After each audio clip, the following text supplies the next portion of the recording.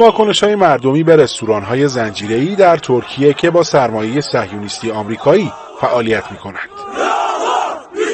واحدهای صنفی که در فهرست تحریم‌های مردمی قرار گرفتند. برای نگفتن به ظلم رژیم صهیونیستی این راه را انتخاب کرده ایم و این رستوران‌ها را تحریم می‌کنیم. از برادران و خواهران فلسطینی حمایت می‌کنیم و به این پویش پیوسته ایم. به این رستوران‌ها نمی‌رویم.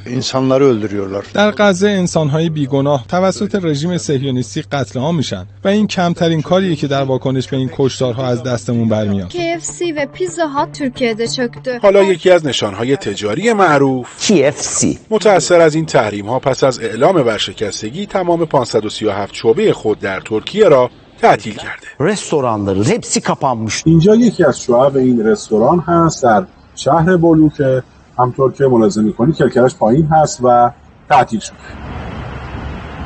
اینجا هم شعبه دیگری است از این رستوران زنجیره‌ای در آنکارا که ملاحظه می‌کنید تعطیل شده.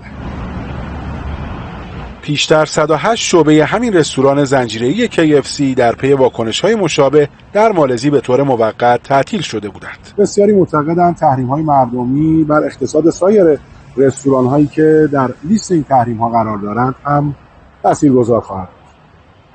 فرزاد آذریبقا، خبرگزاری صدا و سیما، ترکیه، آنکارا.